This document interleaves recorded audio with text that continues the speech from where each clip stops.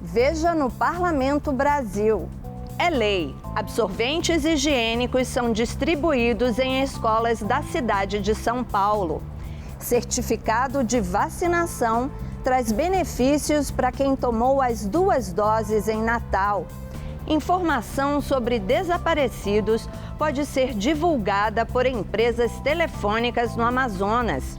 A Ferronorte, Ferrovia Norte Brasil, promete impulsionar a economia de Mato Grosso. Biometria pode ajudar a barrar torcedores violentos dos estádios de futebol. Refugiados no Brasil, eles são bem tratados? E no Maranhão, o Museu das Ilusões é diversão na certa para todo mundo.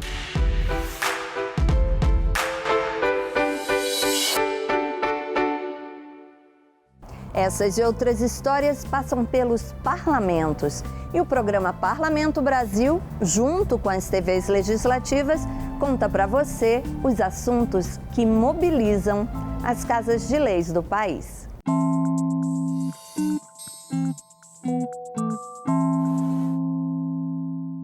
Por que toda essa polêmica em torno da doação de absorventes higiênicos?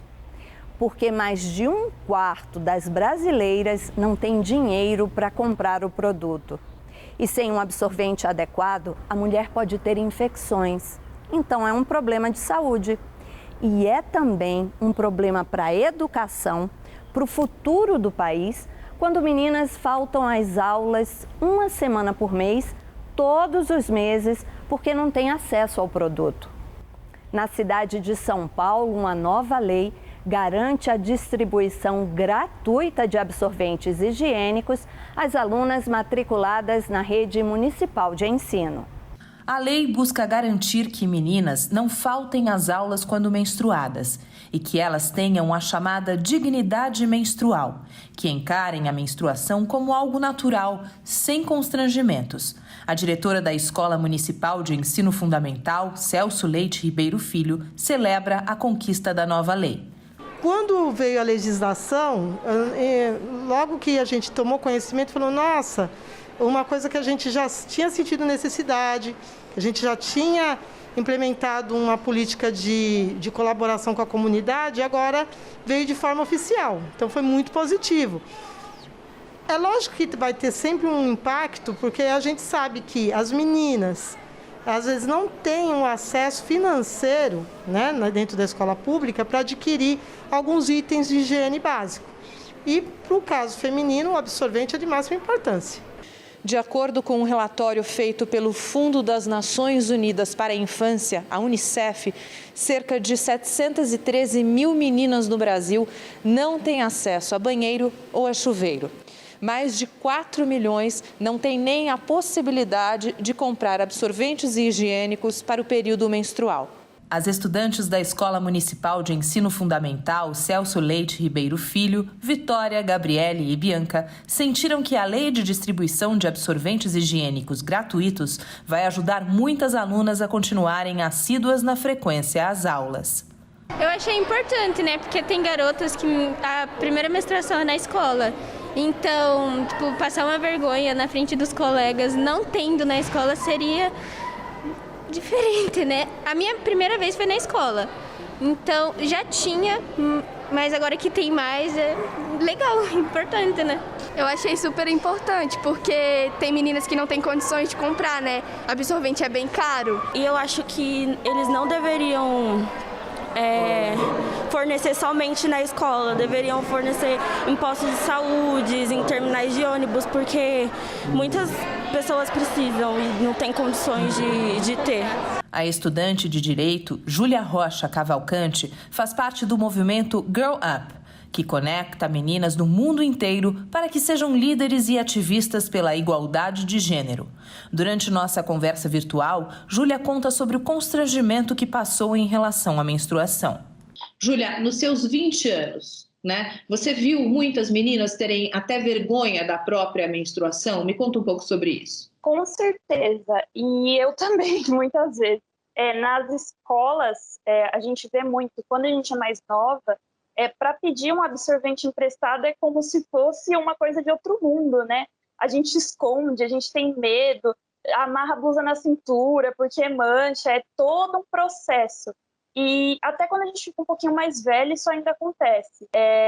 Esse debate desse assunto, ele traz um certo desconforto para as meninas. Muitas vezes elas ficam com medo de falar sobre a menstruação, com medo de, olha, eu não tenho absorvente, de falar sobre não ter o absorvente, é um assunto muito assim, até por momentos que depois que eu comecei a conversar sobre isso, eu percebi, teve momentos que eu fiquei com vergonha de pedir também um absorvente. Teve momentos que eu cheguei a substituir o absorvente por papel. Mas, de acordo com a estudante de Direito, além da distribuição gratuita dos absorventes, as escolas deveriam conscientizar os estudantes sobre o tema.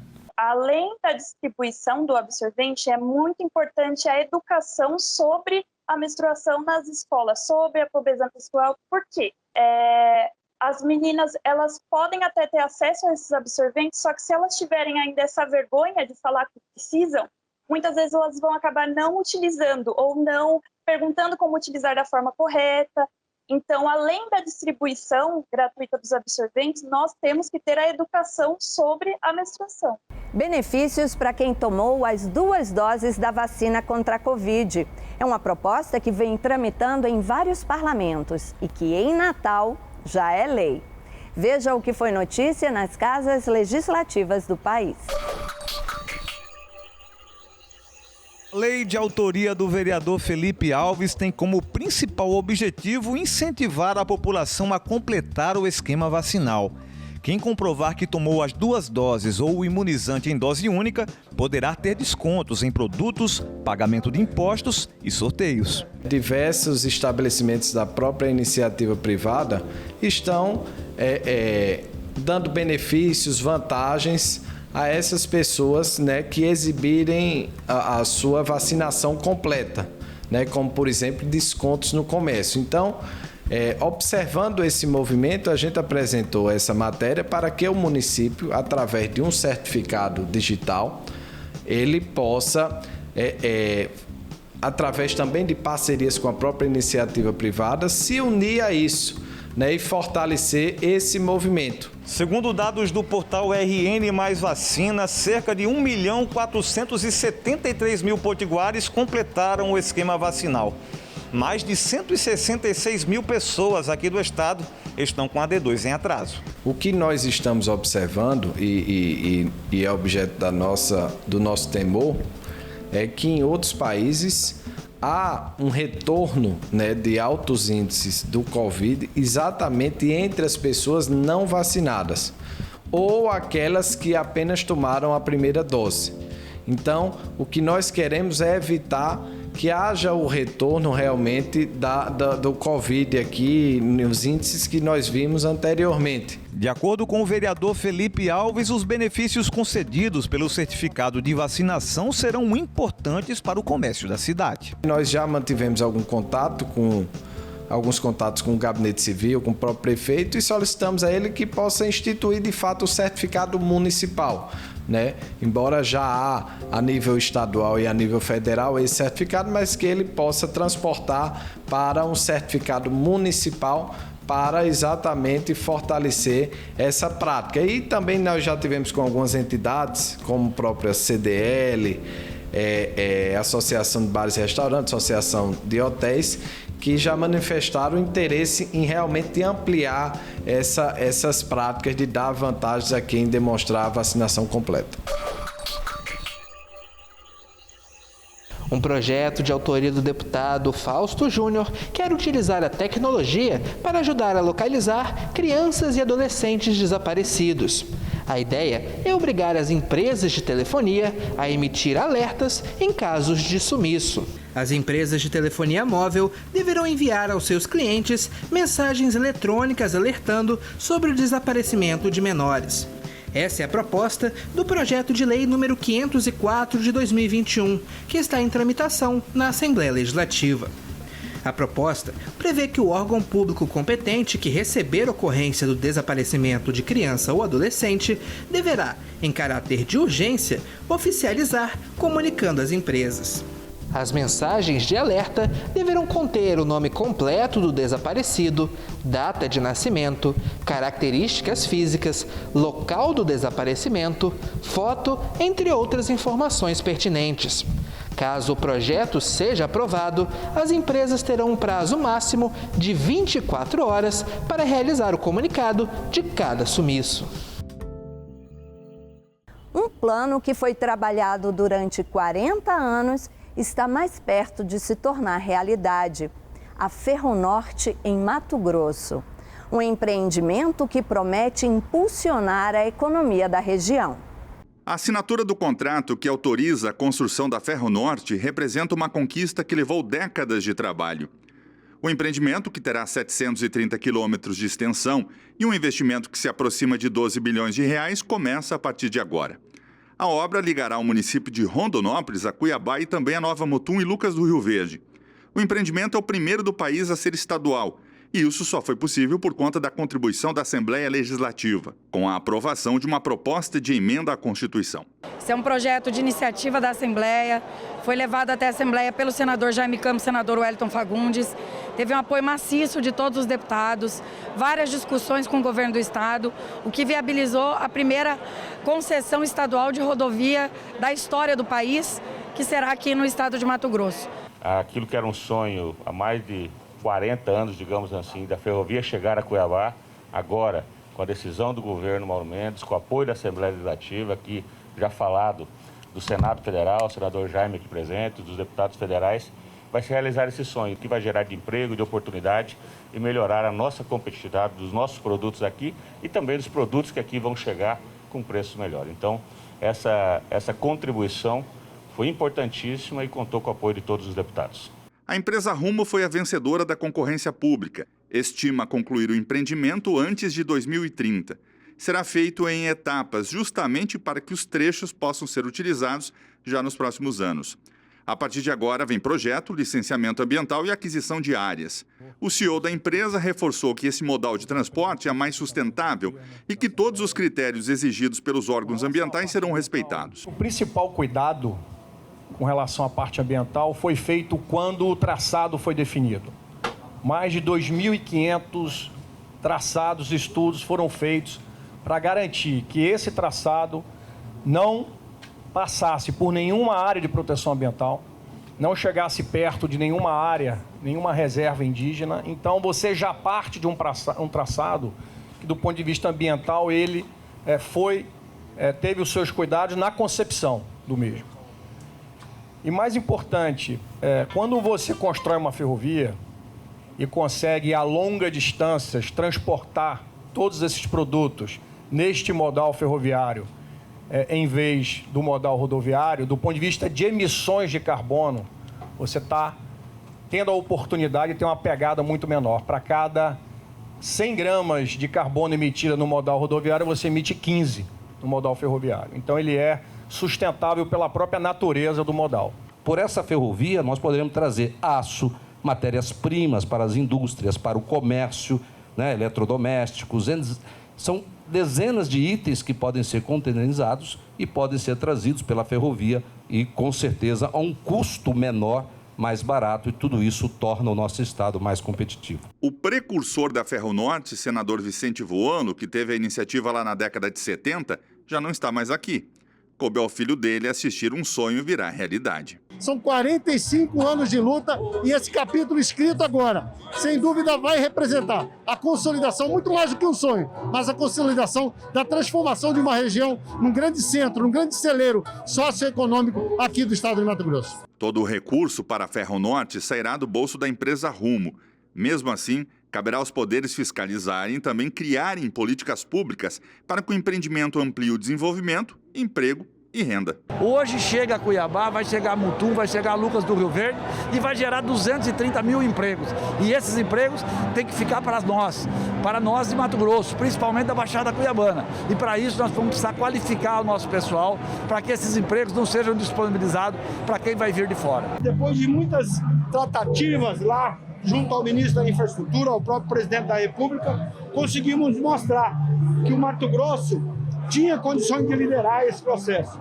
E hoje estamos aqui, nesse momento que eu acho que representa assim, investimento de bilhões de reais, talvez 10, 11 bilhões, que vai gerar muito emprego e desenvolvimento. Estão participando desse momento histórico, que é o lançamento de uma ferrovia estadual e que vai proporcionar aí, com certeza, possibilidade para nós industrializarmos essa região metropolitana de Cuiabá, para que nós possamos baratear os produtos e insumos que aqui vêm e o nosso produto que sai daqui. Então, resta dúvida que é um grande passo para a futura industrialização dessa região.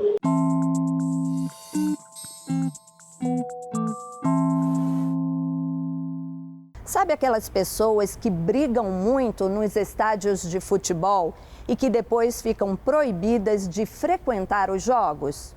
Pois bem, a tecnologia pode dar uma força para realmente manter esse pessoal longe dos eventos. O que era para ser lugar de diversão pode virar cenário de pancadaria. A violência nos estádios não é exclusiva do Brasil. Em vários países do mundo, as autoridades enfrentam o desafio de garantir a segurança do público. Por aqui, o Estatuto do Torcedor está em vigor desde 2003. Para acabar com as brigas de torcidas, prevê o afastamento do estádio por até 3 anos de quem se envolver em confusão. O problema é que, na prática, os policiais que fazem a segurança do jogo nem sempre têm como reconhecer quem está banido e sobram denúncias de presenças irregulares nos estádios brasileiros. Um projeto em análise na Câmara pretende facilitar a identificação dos torcedores. Pela proposta, cabe à entidade responsável pela organização do evento a instalação de aparelhos de biometria para barrar torcedores impedidos pela Justiça de ir ao estádio. Nós sabemos aí que mesmo com a legislação dura e com as regras aí também mais definidas, ainda temos problemas de agressões e de violências dentro dos estádios. Então é um projeto que visa coibir esse tipo, né, de problema dentro dos estádios, sabendo que aquele torcedor que já foi identificado, que está proibido de visitar os estádios judicialmente, como é que é feito esse controle? Hoje não é feito, essa pessoa continua frequentando os estádios. O texto foi aprovado pela Comissão de Esporte e agora está na de Constituição e Justiça. Se for aprovado e não houver recurso, segue direto para o Senado. Como é que o Brasil trata os refugiados que pedem asilo ao país? De acordo com especialistas ouvidos pelo Senado, há muitas dificuldades para entrar e também para permanecer por aqui. O mundo chegou ao recorde de 82,4 milhões de refugiados. A situação dos venezuelanos só não é pior que a dos refugiados da Síria. A fuga do país vizinho contribuiu para um aumento de 21% no número de asilos que o Brasil concedeu em 2020. Foram quase 27 mil pessoas acolhidas no país. Há, de fato, uma crise migratória internacional. E é por isso que estamos aqui. Temos que entender essa situação, as causas, os problemas, o que está sendo feito e o que nós podemos fazer.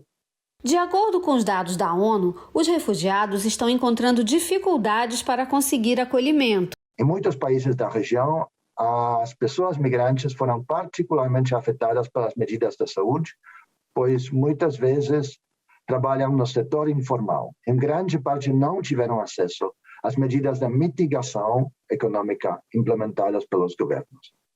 Isto forçou muitos deles a retornar aos seus países de origem, mas mesmo nesta situação enfrentaram discriminação por parte das autoridades de seus próprios países. Os parlamentares têm um papel de supervisar as dotações de orçamento nacional, tanto para garantir um funcionamento adequado dos sistemas nacionais de proteção de refugiados, e aqui vale a pena mencionar o CONARE, Comitê Nacional para Refugiados, mas também a Operação Acolhida. Hoje, uma resposta exemplar para a acolhida de refugiados e imigrantes da Venezuela.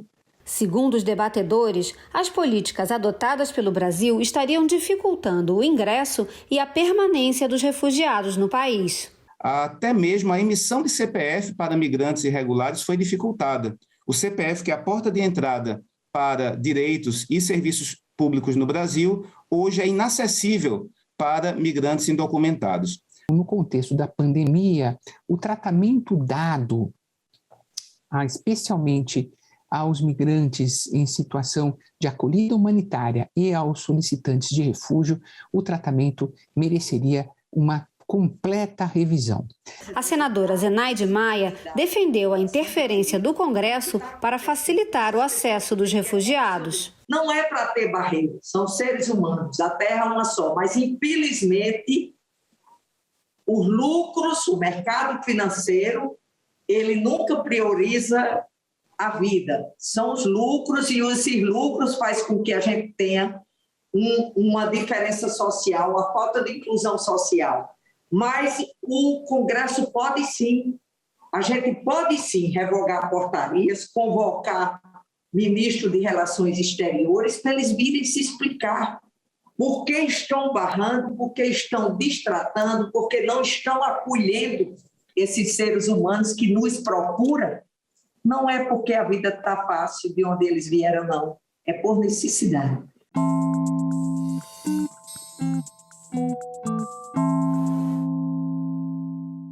Você acredita em tudo que vê? Olha só essa exposição itinerante em São Luís. É um museu das ilusões. A ideia é usar ilusão de ótica para ensinar e também para divertir. Veja, mas veja bem, viu? Na reportagem da TV Assembleia do Maranhão. Nem sempre o que os olhos veem corresponde a uma verdade absoluta. Depende do ponto de vista, da distância, da experiência adquirida por cada ser humano. 300 anos antes de Cristo, Aristóteles já havia percebido que os nossos sentidos são confiáveis, mas podem ser facilmente enganados. É que as ilusões de óticas pregam peças nas pessoas mais atentas. Uma imagem que se multiplica diante dos espelhos ou perspectivas capazes de aumentar ou reduzir o tamanho das pessoas. Vivenciar experiências como essa, onde o cérebro é enganado pelos olhos, é uma ótima oportunidade de aprendizado. Em São Luís, uma exposição reúne 70 atrações que comprovam que as ilusões de ótica enganam, mas também são interessantes e divertidas. A coisa que eu mais gostei foi o cubo, um cubo de espelho, um cubo espelhado que era colorido, que é lá no escurão. Cadeiras confusas que dão a impressão de que quem senta na cadeira grande é pequeno e quem senta na cadeira pequena é menor. Desafios da gravidade e fotografias em 3D. Experiências baseadas na física que impressionam os visitantes. Teve a Casa dos Espelhos, que dá a impressão de que tem várias pessoas de mim mesmo dentro de um mesmo espaço. E também teve ali a máscara do Albert Einstein também, que dá a impressão de que ele vai acompanhando a gente para onde a gente vai. Então tem várias coisas mesmo que deixam a gente fascinado. Eu estou achando fascinante, gostei demais. E até agora estou fascinada por tudo que vi. O Museu das Ilusões brinca com o cérebro dos visitantes e já viajou por várias capitais brasileiras. Foi idealizado pelo físico Júlio Abdala e pelo consultor Paulo Zimmermann. A ideia é entreter e também ensinar. A gente fala muito, a gente brinca muito, que é interessante, intrigante e muito divertido. É impossível você vir no Museu das Ilusões e sair inerte. É impossível. São mais de 70 peças para os diversos gostos. É impossível você passar aqui, você pode não gostar muito dessa, mas vai amar aquela. Você não vai entender uma peça, daqui a pouco você observa, você entende, se surpreende. O tempo todo você está se surpreendendo. O tempo todo você está vendo como o nosso cérebro nos engana. Porque o nosso olho é um equipamento mecânico. Quem processa as imagens é o cérebro. O cérebro constrói as imagens baseado no que ele conhece, no que tem de referência e baseado em comparativos, comparando uma coisa com outra.